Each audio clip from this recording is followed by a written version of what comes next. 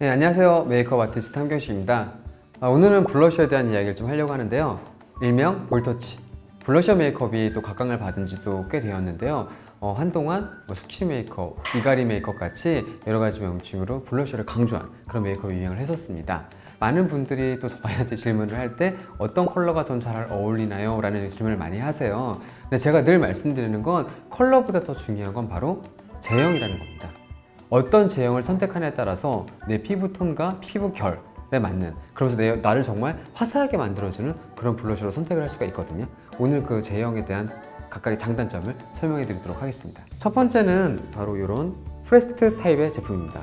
이 프레스트 타입은 아마 가장 친숙한 제형일 거예요. 가루를 압축시켜 놓은 형태의 제품인데요. 대중적으로 가장 많이 알려져 있고 종류도 아마 가장 많은 그런 제품일 건데요.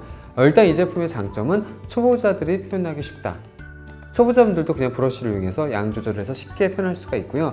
컬러가 굉장히 다양하기 때문에 다양한 피부톤을 표현할 수가 있습니다.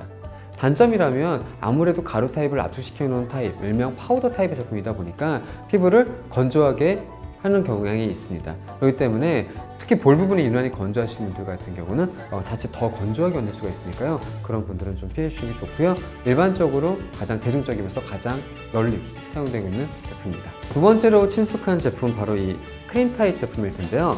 크림 타입 제품은 유성 타입의 제품으로서 일반적으로는 멀티 제품이에요. 보통 눈가, 볼, 립까지 다 활용할 수 있는 제품들이 많고요. 컬러는 아마 프레스 타입에 비해서는 좀 한정적이긴 하지만 섞어 쓸 수 있기 때문에 다양한 컬러로도 활용할 수가 있습니다.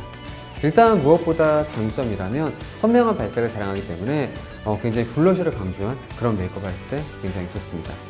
단점이라면 약간의 다크닝이 있어서 시간이 오래 지났을 때 피부가 자칫 좀 칙칙해진다거나 얼룩질 수가 있기 때문에 초보자분들은 양 조절을 잘 하셔야 되고요.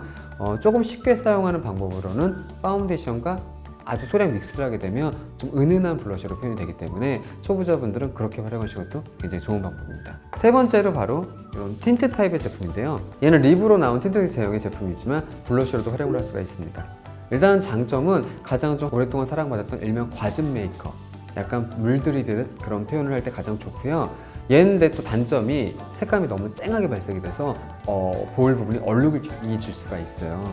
그렇기 때문에 초보자분들 조심하셔야 되고요. 좀 활용도를 쉽게 하기 위해서는 이런 제품과 이런 수분 베이스를 섞어서 사용하시게 되면 초보자분들도 크게 부담 없이 쉽게 표현할 수가 있습니다. 틴트 자체의 성질이 약간 착색시키는 제형이다 보니까 너무 양을 많이 하시기보다는 적게 해서 믹스를 해서 사용해 보시면 과즙으로 물 들인 것 같은 그런 블러셔로 표현할 수가 있으실 겁니다. 그 다음이 이런 리퀴드 타입의 제품인데요. 이 리퀴드 타입이 갖고 있는 특징은 크림 타입과 틴트 타입의 중간점이라고 보시면 됩니다. 초보자들이 사용하기 좀 어려운 부분을 개선을 했기 때문에 좀 쉽게 펴발라지고요. 착색이 틴트에 비해서 덜 되기 때문에 초보자분들도 쉽게 활용할 수가 있습니다. 그리고 무엇보다 프레스 타입, 가루 타입의 제품과 굉장히 궁합이 좋기 때문에 다양한, 그러면서 정말 은은하게 오래가는 그런 블러셔로 활용할 수가 있으실 겁니다. 그리고 이런 또 쿠션 타입인데요. 이런 쿠션 타입의 블러셔이기 때문에 지금까지 보여드린 제품 중에서 가장 수분감이 많은 제품이에요. 그래서 피부를 정말 촉촉해 보이게 표현할 수 있는 블러셔고, 단점이라면 지속력이 보여드린 5가지 중에서 가장 떨어지는, 아무래도 쿠션 타입이다 보니까 시간이 지나면 금방 지워지거나 무너지는 그런 특징이 있지만 또 가장 여리여리한 소녀 같은 블러셔로 표현할 수 있는 또 장점을 갖고 있는 제품입니다. 그리고 이번에 보여드릴 건 바로 이 베이크드 타입의 제품인데요. 프레스트 타입과 비슷하게 생겼지만 얘는 약간 돌에 구운 타입의 제품이라서요. 프레스트 타입이 조금 더 물른 느낌이라면 얘는 조금 더 딱딱한 그런 돌 같은 느낌이에요. 돌로 구웠기 때문에 제형 자체가 일단은 가루 타입보다는 조금 더 소프트, 부드럽고요. 발랐을 때 가루 타입은 건조하게 만들지만 얘는 그것보다는 건조하지 않게 피부 표현이 조금 더 맑게 표현되는 그런 특징을 갖고 있습니다. 또 베이크드 특성상 약간의 미세한 펄감을 하는 제품들이 많기 때문에 피부를 조금 윤기나게 표현하는데 굉장히 많이 활용되고 있고요. 요즘에 가장 많이 사랑받는 그런 제형 중에 하나라고 할 수가 있습니다. 블러셔 위치에 대한 좀 설명을 드리려고 하는데요. 블러셔 위치는 흔히 일반적으로 웃어보세요. 가장 튀어나온 이 애플존을 감싸듯이 표현하는 게 오랫동안의 트렌드였는데요.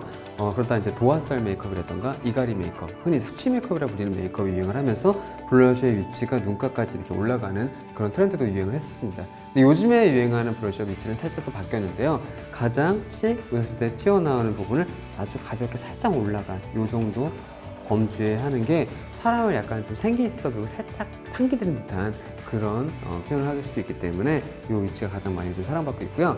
그렇다고 무조건 이 위치에 다 하라는 건 아니고 얼굴형에 고려해 있어서 표현을 하시면 좀 예쁘게 표현할 수가 있습니다. 일단 오늘은 제가 설명드린 대로 제형에 대한 이야기이기 때문에 먼저 표현을 하는 걸 보여드리도록 할게요. 블러셔 위치가 써보세요. 가장 튀어나온 애플존을 감싸듯이 가장 제일 많이 하시는데요. 이거를 또 애플존 말고도 다르게 표현할 수 있는 방법이 있습니다. 바로 이 까만 눈동자, 눈동공이 내려오는 부분과 코끝을 연결해주는 여기 부분이 있는데요. 여기 부분을 보통 예전에는 가장 많이 했던 부분이고요. 요즘엔 이거보다는 손가락 한 마디 정도 위로 올라온 요 정도 위치가 가장 많이 사랑받고 있는 블러셔 위치라고 할 수가 있습니다. 네? 씩 웃어보세요. 튀어나왔을 때보다 한 마디 정도 윗부분을 자연스럽게 감싸듯이. 이거 바르실 때도 마찬가지로 일자로 그리시는 게 아니라 자연스럽게 눈매를 이렇게 따라 올라가듯이 표현하시는 게 좋습니다. 상황에 따라서 여기 광대 부분에 쉐딩과 만나기도 하는데요. 그거는 이제 얼굴형에 따라서 그때그때 룩에 따라서 다르게 표현하시면 되고요. 이 모델한테 제가 지금 사용하는 건 베이크드 타입인데요. 요즘에 가장 많이 사랑받고 있는 제형 중에 하나이기도 하고 메이크업의 지속력이라던가 표현법이 좀 쉽기 때문에 이 컬러를 선택했습니다.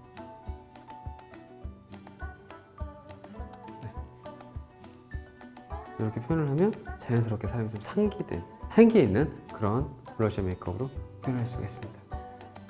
네, 이렇게 블러셔 제형에 따른 선택법과 위치까지 알아봤는데요.